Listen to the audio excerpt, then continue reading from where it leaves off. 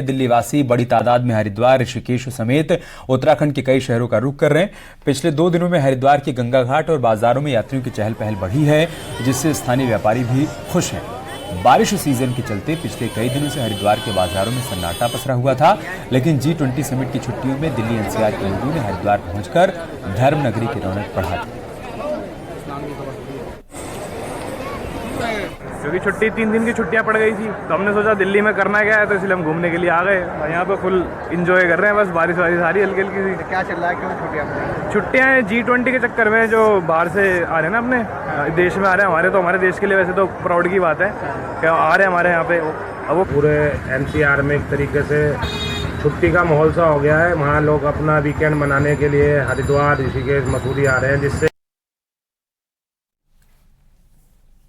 और चलिए आपको तीसरी बार बता देते हैं कि दिल्ली में G20 के आयोजन के चलते तमाम सैलानी दिल्ली NCR से उत्तराखंड का रुख कर रहे हैं और वहां पर चहल पहल बढ़ गई है।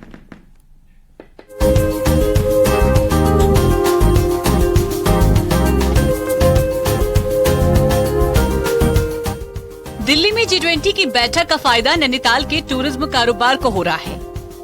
नैनीताल के पर्यटन स्थल दिल्ली के पर्यटकों से गुलजार हैं, तो टूरिस्ट स्पॉट पर पर्यटकों की भीड़ ने नैनीताल में 4 चांद लगा दिए हैं। 3 दिनों की छुट्टी के चलते पहाड़ पहुंचे पर्यटक ऑफिस की टेंशन से दूर है, तो दिल्ली की गर्मी को पीछे छोड़ नैनीताल की सर्दी का एहसास कर रहे हैं। एक्चुअली G20 के चक्कर में दिल्ली अभी 3 दिनों के लिए बंद था, तो हमने भी प्लान करा कि कुछ दिल्ली से बाहर निकल के ऐसी जगह जाए जहाँ मौसम वगैरह बहुत अच्छा हो, घूमने में मज़ा भी आए। तो हमने भी एक दोस्तों के साथ अपना ट्रिप बनाया है। दिल्ली में मौसम तो बहुत गर्मी है, उमस है यार। 3 दिन की छुट्टी है, तो फिर स्कूल की छुट्टी है, ऑफिस भी बंद है, तो फिर दिल्ली पूरी बंद है, तो हम लोग निकल आए यहाँ। अभी G20 समिट चल रहा है, तो सारा रेस्ट्रिक्शन है, तो कहीं निकल नहीं पाएंगे, तो घर में बैठने से अच्छा है कहीं और घूम आए।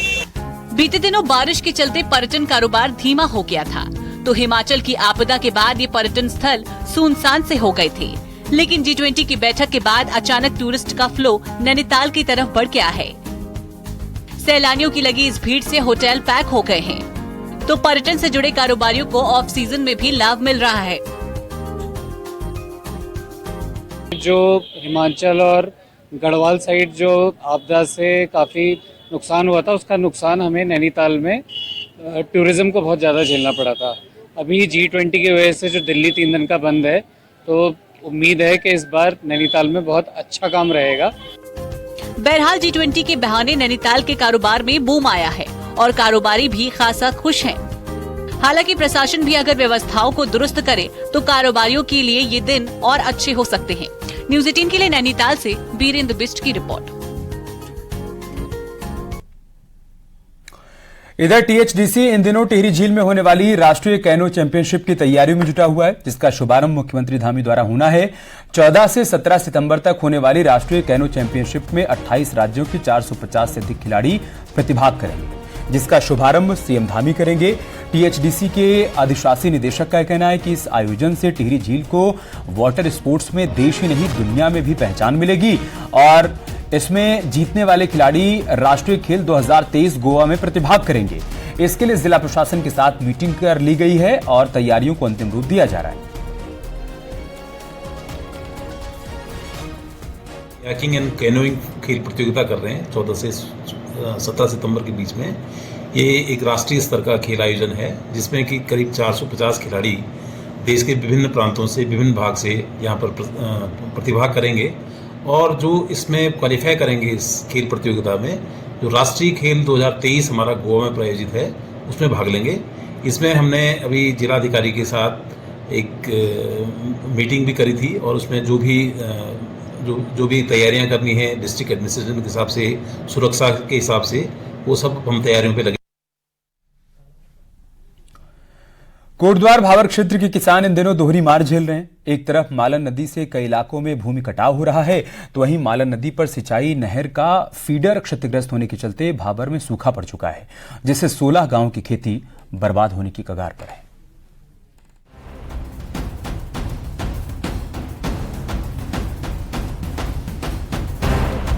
कोटद्वार का भाबर क्षेत्र अपनी खेती के लिए पहचाना जाता है, लेकिन इस साल पूरे इलाके की कई सौ एकड़ में धान की फसल बर्बाद होने की कगार पर है।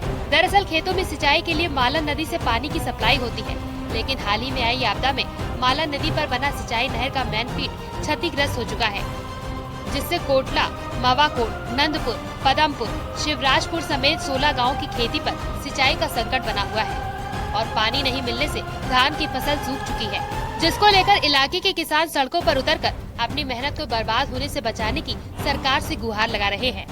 कि सबसे पहले व्यवस्था ये है कि पानी का जो मेन हमारा जहाँ से हमारा सिंचाई का साधन शुरू होता है कि पानी आता था वहाँ सारा टूट चुका है। दोनों जगह बहुत ज्यादा ब्लॉकेज, फर्स्ट टाइम में ब्लॉकेज है और दूसरी टाइम में पूरी नहर टूट चुकी है जो, तो उसके लिए हमें सरकार से चाहिए कि आप जल्दी से जल्दी व्यवस्था कराएं। क्योंकि आपके सामने यहाँ पर दिखाई दे रही है कि धान की जो फसल है वो बगैर पानी के झुलस चुकी है और ये पिछले 13 जुलाई से अब 13 अगस्त से अब तक कोई बारिश न होने का कारण है और सरकार से बार बार इसके बारे में गुजारिश करने पर भी सरकार जो है वैकल्पिक व्यवस्था नहीं कर पा रही। किसानों की जीतोड़ मेहनत के बाद धान की फसल पैदा तो हो गई, लेकिन वही किसानों के मामले में अब कांग्रेस भी सरकार को घेरने में जुट गई है और ठोस कदम नहीं उठाए जाने पर किसानों के साथ आंदोलन करने की बात कही है। ये उम्मीद करते हैं सरकार से कि कैसे उनके खेतों तक पानी पहुंचे और उनको आने वाले साल के लिए उनके बच्चों के, उनके व्यक्तिगत के लिए उदर पूर्ति का एक साधन बन सके। किसान परेशान है कि अगर कुछ दिन और खेतों तक पानी नहीं पहुंचा तो पूरी फसल बर्बाद हो जाएगी, तो वही प्रशासन अभी फीडर की मरम्मत करने का इंतजार कर रहा है।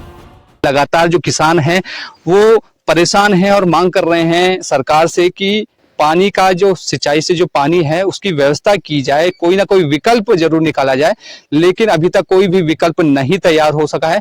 आज पूरे भाबर क्षेत्र में तकरीबन 15 से 16 गांव इस तरीके से हैं जहां पे खेती, जो किसानों की जो मेहनत है कई महीनों की, वो पूरी तरह से बर्बाद होने की कगार पे है। किसान सड़कों पर है, आंदोलन कर रहे हैं और देखना होगा कि आने वाले समय में कब तक किसानों को राहत मिल पाती है और उनके खेतों में पानी पहुंच पाता है। अनुपम भारद्वाज, न्यूज 18, कोटद्वार। और उत्तराखंड में मौसम ने एक बार फिर से करवट ली है। राजधानी दून समेत 5 जिलों में मौसम विभाग ने भारी बारिश का येलो अलर्ट जारी किया है।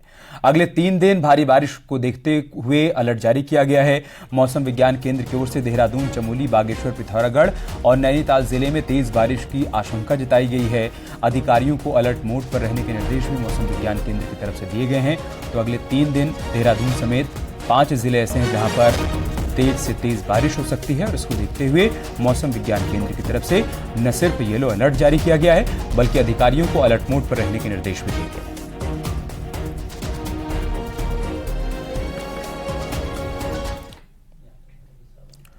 रुद्रप्रयाग में बारिश का दौर जारी है और लगभग सभी इलाकों में बारिश हो रही है। साथ ही केदारनाथ में भी रुक रुक कर बारिश हो रही है। वहीं बारिश के बीच आज भी 3000 श्रद्धालु धाम के लिए रवाना हुए और बारिश को देखते हुए पैदल मार्ग पर सुरक्षा के पूरे इंतजाम भी किए गए हैं। बताया जा रहा है कि पैदल मार्ग पर कुछ जगहों पर बरसाती नालों के उफान का खतरा बना हुआ है। ऐसे में प्रशासन हर स्थिति पर नजर बनाए हुए है।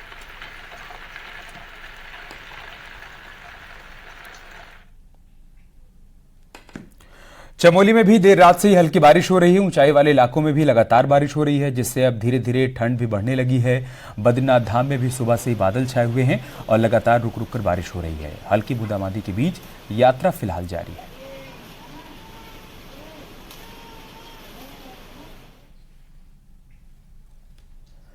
जौनपुर ब्लॉक के पट्टी इडवालस्यू नाग टिब्बा के आराध्य देव भगवान श्री नागराजा की उत्सव डोली अपने 15 गांव भक्तों के साथ पहुंची। गंगोत्री धाम दर्शन करने के लिए पहुंची, जहां पर नागराजा की उत्सव डोली के साथ 1000 से अधिक श्रद्धालुओं ने गंगा में स्नान कर दर्शन पूजन किया।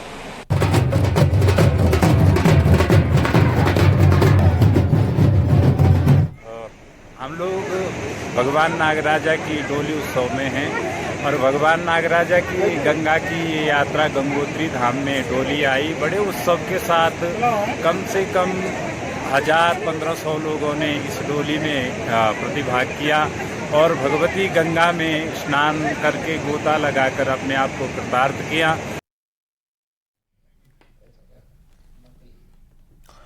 रिलायंस इंडस्ट्रीज लिमिटेड के डायरेक्टर अनंत अंबानी की ओर से उत्तराखंड मुख्यमंत्री राहत कोष में 25 करोड़ की सहायता राशि का चेक दिया गया है।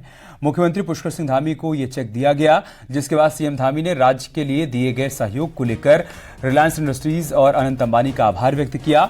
बाढ़ सहायता राशि के लिए यह धनराशि दी गई है।